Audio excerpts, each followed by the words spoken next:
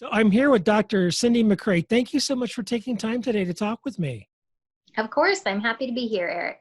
Thank you. And so I have just a few questions for you. A lot of times prospective students and their parents or even new majors or new students, freshmen, sophomores, they wonder about why major in psychology, or sometimes for those prospective students, if Boise State is a good choice.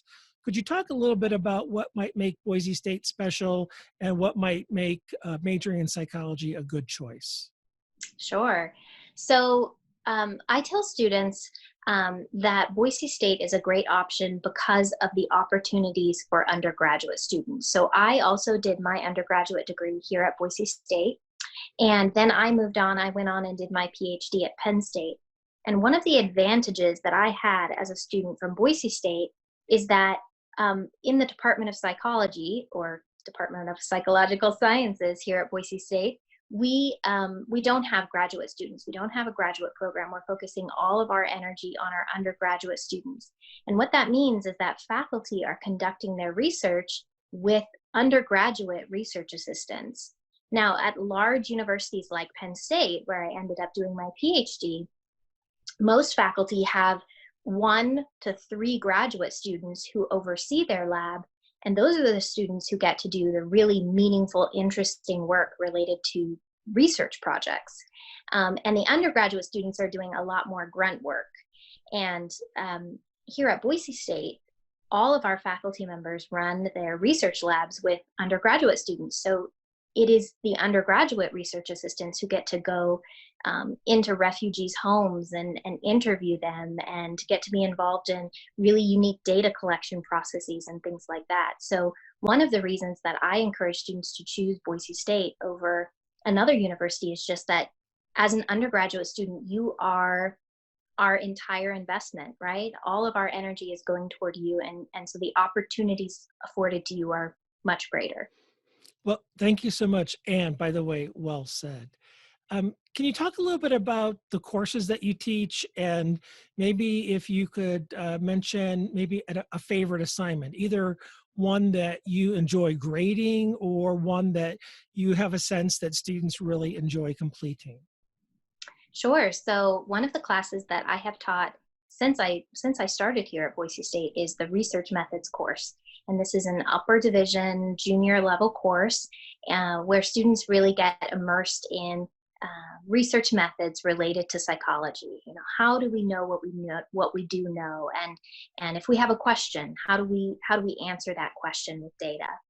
And one of my favorite assignments in that class is called the Mad Scientist assignment, in which students get to design their own mini experiments.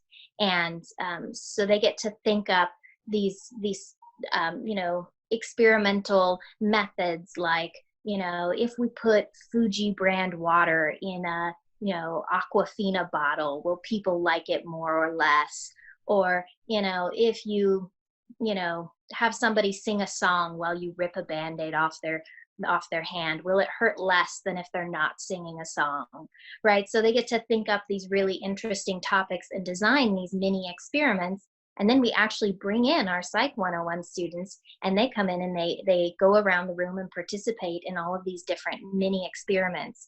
And that's my favorite assignment, because I get to see students' creativity and interests, and I get to see them really engage in the material and get excited about what some people come in thinking might be a boring topic, research methods. I get to see them really engage in that. So that's one of my favorites. It sounds like you've upgraded and the classic Coke versus Pepsi. It's true. It's true. We've done a lot of different designs. Yeah, very, very cool. And lastly, I just wanted to ask you about your research interests and maybe what you've been doing for research. What's on the front burner these days, what you're thinking about in that area? Sure. So most of my research right now is focused at looking at the effects of social rejection and how that influences our ability to self-regulate. And you can think about self-regulation in a lot of different ways. Your ability to focus while you're taking an exam, your ability to force yourself to do something hard that you don't want to do, like exercise or eat broccoli, or to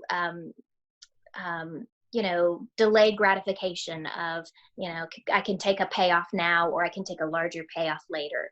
So these are all issues of self-regulation, and quite a bit of research says that how included and liked we are feeling at the moment influences our ability to self-regulate. So a lot of my research is focused around that question right now. And it sounds like it's incredibly relevant. I mean, understanding why I don't eat broccoli and why I don't exercise. It sounded like you were preaching right to the choir, but I know you're talking about more than just me. Yeah, I am. I'm talking about everybody, right? So some studies show that after you feel excluded, you're likely to eat 8 cookies versus after being included, you're likely to eat 2 cookies. So it's relevant across the board. Dr. McCrea, thank you so much for your time today. I really appreciate it. Thank you so much. Of course, happy to chat with you.